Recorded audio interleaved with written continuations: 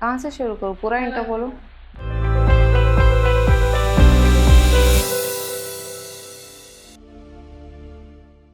Hello everyone, welcome back to my YouTube channel best kitchenette. मैं अनम और आज का हमारा लोकेशन है तपोवन नासिक साइड। आपको पता है ये वाला जो शूट है, इससे ऑलरेडी हमने इससे पहले 2 शूट कर चुके थे, क्योंकि ये वो वाली साइड है जहाँ पे 50% होममेड एंड 50% मॉड्यूलर वाला सेक्शन था। तो अगर आप भी इस प्रोसीजर के साथ जाना चाहते हैं कि जहाँ पे आप 50-50% के हिसाब से अपने हिसाब से डिसीजन ले सकते हो, तो ये आज का जो हमारा शूट है ये पूरा फाइनल शूट है, तो इसमें आपको बहुत सारे आइडियाज मिलने वाले हैं। राइट नाउ अभी हम लिविंग रूम में है। लिविंग रूम में ये एक पूरा स्ट्रेट वाला सिटिंग एरिया है, देन हमारा टीवी नेट एरिया है और यहाँ पे हमारा मेन एंट्रेंस है। तो टीवी नेट में जो हमारा लास्ट वाला शूट था वहाँ पे मैंने टीवी नेट आपको पूरा डीपली एक्सप्लेन कर चुकी थी, मटेरियल, लाइट पॉइंट, वो सारी चीजें। तो मैं चाहती हूँ कि मैं डिस्क्रिप्शन बॉक्स में लिंक दे रही हूँ, आप वो वाली लिंक पर जाकर वो वीडियो पूरा देख लीजिए जिसको मैंने डीप में पूरा एक्सप्लेन किया था। आज हमारा फाइनल शो था, हम पूरा क्विकली पूरा फाइनल टूर करने वाले हैं। राइट नाउ जो सिटिंग एरिया है ये सबसे ज्यादा इंपॉर्टेंट था, क्योंकि जब हमने शूट किया था उस टाइम पे पिलोज और गद्दी और ये सारा कुशन वाला वर्क नहीं हुआ था। तो राइट नाउ ये सारा वर्क भी कंप्लीट है और फाइनली क्लाइंट भी अभी अपने घर पे शिफ्ट हो चुके हैं। तो ये एक खास बात ये हो जाती है कि जब विथ स्टोरेज के साथ अगर हम सोफा ले ले तो ये जो गद्दी है ये पूरा रिमूवेबल है, इजीली पूरी मूव होती है। और इसको भी एक पूरा जिप वाला सेक्शन है कि इजीली निकाल कर हम इसका कवर वॉश करके ड्राई करके रिटर्न इसको लगा देंगे, जो कि ये फुल कुशन में पॉसिबल नहीं होता। फुल कुशन में पूरा कुशन फिक्स हो जाता है अपनी जगह पे। जब भी आपको रिमूव करना रहेगा तो आपको टोटली पूरा ही क्लॉथ रिमूव करना पड़ेगा और दूसरा लगाना पड़ेगा। इसमें वॉशेबल वाला सिस्टम आ जाता है। यहाँ तक कि पिलो के लिए भी ये वाला सिस्टम है कि इसको भी जिप आती है, आप सारे निकाल कर वॉश करके रिटर्न लगा सकते हैं। रही बात वारंटी गारंटी की, तो ये सारी चीजें वारंटी में इंक्लूड है। नीचे ड्रावर के हमने 3 पार्ट कर दिए थे कुछ इस तरह से। ये मल्टीपर्पज स्टोरेज, काफी ज्यादा स्टोरेज मैं ऊपर नहीं करूंगी। तो ये सारे ड्रावर बाहर मूव करके आप बैक का पूरा एरिया इजीली क्लीन कर सकते हो। और अगर आप चाहो तो पूरा सोफा अपने हिसाब से भी मूव कर सकते हो। कभी कई बार 6 या 7 महीने के बाद आपको लगा क्यों ना प्लेस की डायरेक्शन चेंज की जाए, तो आप सोफा मूव करके इस वाले पोजिशन पे भी लेके जा सकते हो। बीच में सेंटर टेबल वाला एरिया हो गया और यहाँ पे हमारा टीवी नेट वाला एरिया हो गया। अब जैसे ही यहाँ से हम आगे की तरफ चली जाते हैं तो यहाँ पे हमारा किचन वाला पार्ट आ जाता है। जैसे लिविंग की तरफ से हम अंदर आते हैं तो ये हमारा मेन एंट्रेंस है और यहाँ पे कॉमन वॉशरूम एरिया है। और उसके सामने हमें एक प्लेस मिली थी जहाँ पे हमने स्टोरेज यूनिट असेंबल किया है। स्टोरेज यूनिट को 3 पार्ट में डिवाइड कर दिया। देन ऊपर वाले सेक्शन पे हमने जो शटर देते हुए उसको पैक कर दिया तो वो लॉफ्ट वाला एरिया हो गया। इसीलिए लास्ट वाले पॉइंट पे हमने व्हाइट कर दिया ताकि वो ब्लेंड हो जाए, पता ही ना चले ऊपर शटर है। स्टोरेज बॉक्स को अंदर से कुछ इस तरह से कंपार्टमेंट दे दिए। सारे शेल्फ अंदर के मूवेबल रहते ताकि आप इसको मल्टीपर्पज अकॉर्डिंग स्टोरेज करते हो तो आप अपने हिसाब से सारे शेल्फ मूव करके अपने हिसाब से इसको एडजस्ट करके यूज कर सकते हो। लास्ट वाले में हमने पहले क्लाइंट से कोऑर्डिनेट कर लिया कि उनका लास्ट वाला स्टोरेज वाला जो सेक्शन रहेगा वो कैसे यूज करने वाले हैं। उस हिसाब से शेल्फ को हम ऊपर नीचे करके बैलेंस कर दिया है। ऊपर वाले पे जानबूझ के 2 ग्लास की शटर्स दे दी ताकि आप क्रॉकरी पर्पज के हिसाब से इसको यूज कर सकते हैं। यहाँ पे एसएस की डी हैंडल दे दी। और जो आप लैमिनेट का फिनिश देख रहे हैं तो आपको पता है जो फर्स्ट वाला हमारा शूट था जहाँ पे हमने पूरा किचन टूर किया था उसमें हमारा ये स्पेशल वाला लैमिनेट था with sparkle and scratch proof वाला। सेम लैमिनेट पूरे किचन में कंटिन्यू हुआ है, ये वही वाला लैमिनेट है। उसके बाद हमें यहाँ पे एक और छोटा सा स्पेस मिला था। तो हमने पहले प्लान किया था, अगर आप 3D देख रहे हो तो 3D में सबसे पहले ये प्लान हुआ था कि दोनों के बीच में हम लोग एक फोल्डिंग डाइनिंग टेबल लेने वाले थे।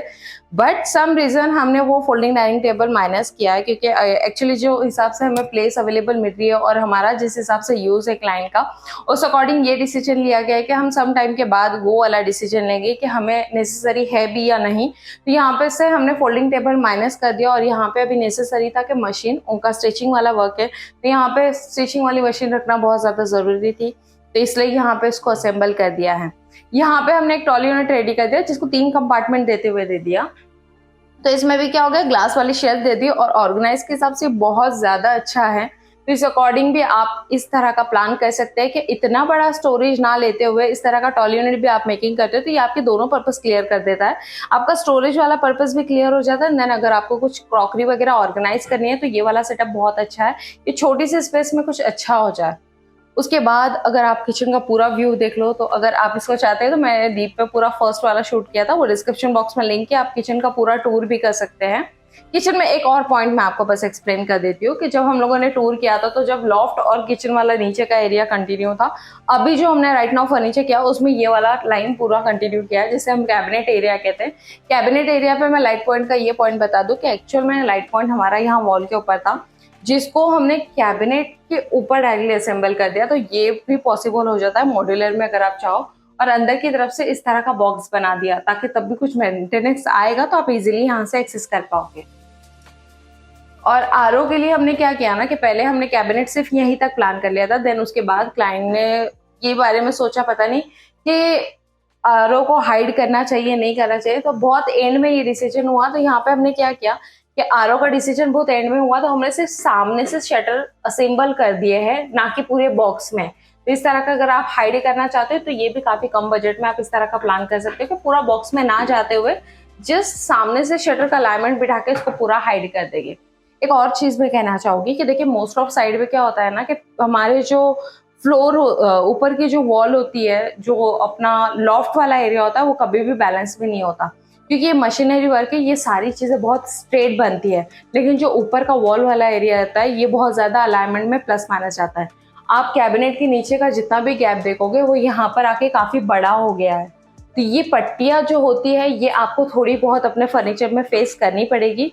कई बार कुछ साइड्स पे ये बहुत ज्यादा फेस करनी पड़ती है क्योंकि वॉल में काफी ज्यादा वेव्स आते हैं, क्योंकि वॉल एग्जैक्ट सीधी नहीं बनती है, कई लोगों के हाथ लगते हैं तो वो वॉल आगे पीछे बैलेंस में हो जाती है, जिसकी वजह से फर्नीचर में इस तरह के चैलेंजेस आपको फेस करने होते हैं।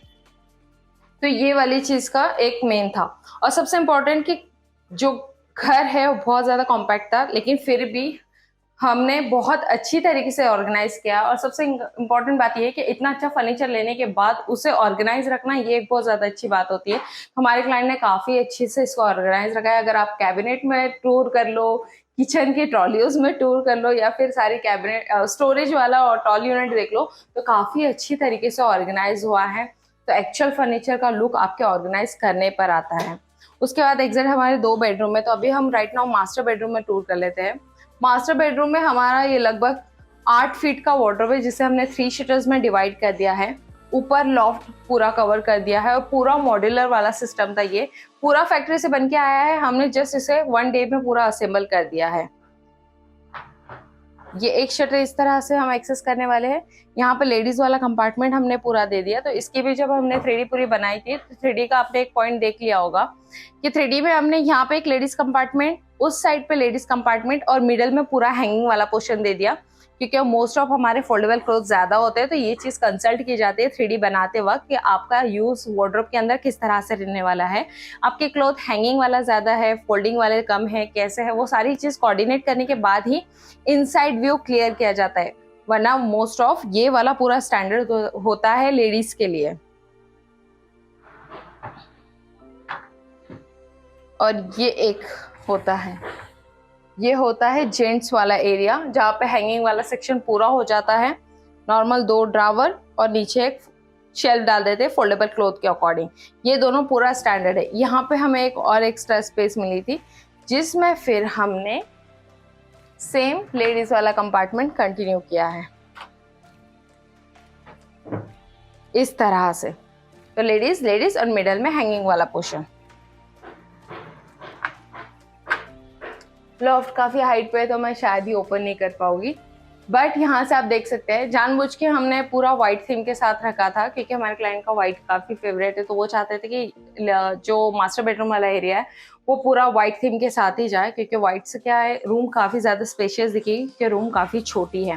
तो एक ये पर्पस भी था। और हम किसी डार्क शेड के साथ ज्यादा नहीं जाना चाहते थे क्योंकि रूम छोटी है और किसी डार्क शेड को आप लेते हो तो रूम और भी ज्यादा छोटा नजर आता है। व्हाइट से क्या हुआ कि रूम ऑलरेडी छोटा है लेकिन व्हाइट से लग नहीं रहा है, काफी अच्छा लुक वाइज है। यहाँ पे मॉड्यूलर में बस एक चीज मैं कहना चाहूंगी कि मॉड्यूलर में आपको इस तरह के स्क्रू फेस होते हैं ताकि आपको कहीं पे भी और जगह पे इसको असेंबल करना है तो आप ये सारे स्क्रू से ओपन करके ये पूरा फर्नीचर ओपन हो जाता है। तो ये वाले स्क्रू से फेस होते हैं। बाकी अगर आप देखोगे तो लुक वाइज से पूरा होममेड वाला लुक दिखता है बाहर से। यहाँ पर हमने एक 2 फीट का ड्रेसिंग दे दिया। ड्रेसिंग भी पूरा मोएबल है, आप पूरा बाहर रिमूव कर सकते हैं। उसमें भी लाइट पॉइंट हमने एडजस्ट कर दिए हैं, सारे स्विचेस इस तरफ से दे दिए, अंदर के शेल्फ मोएबल कर दिए। ताकि आप अपने हिसाब से इसे यूज़ कर सको। ऊपर लाइट आ गई और फ्रंट वाले डोर पर ही हमने मिरर दे दिया, एक्सेस करने के लिए काफ़ी ईजी। और नीचे नॉर्मल 3 ड्रावर दे दिए हैं। ड्रावर भी मल्टी स्टोरेज के अकॉर्डिंग आप यूज़ कर सकते हो। ये हमने सिर्फ इतना मास्टर बेडरूम में दिया क्योंकि ऑलरेडी उनका एग्जिस्टिंग बेड था, तो वो यहीं पर यूज़ करने वाले थे। और उसके बाद हम चलते हैं सामने वाले बेडरूम में, जो कि चिल्ड्रन रूम है। यहाँ पे हमने थोड़ा कलरफुल थीम रखा था क्योंकि जितना नेसेसरी स्टिचिंग मशीन 2 है, देखिए यहाँ पे एक्सेस की जा रही है, जिसको एक्सेस करने के लिए बहुत इजी हमने फंडामेंटल किया था। सबसे पहले जब हमने 3D प्लान की थी तो हमने डिसाइड किया था कि यहाँ पे हम स्टडी टेबल लेके, बट वो वाला पॉइंट हमने रिमूव कर दिया। तो यहाँ पर हमें जब भी मशीन एक्सेस करनी रहती है तो हम मशीन को अपनी ओर खींच के बेड पर बैठ के ही इसे एक्सेस कर लेते हैं। तो ये वाला पर्पस यहाँ पर क्लियर हो गया। बेड हमने पूरा मॉड्यूलर ही रखा है, तो इसे इजीली कोई भी ओपन कर सकता है। अंदर बहुत सारा स्टोरेज आप कर सकते हो। बेड की साइज भी मैं बता दूं, 6 बाय 6.5 बेड की साइज है। हाइड्रोलिक पंप हमने 125 kg का लगाया है। मॉड्यूलर में बस आपको ये आई वाला नीचे एक इस तरह का पट्टा आता है, जो कि बेड की पूरी कैपेसिटी अपने ऊपर लेता है। उसके बाद हमने एक छोटू सा साइड टेबल दे दिया, जो कि मूवेबल है।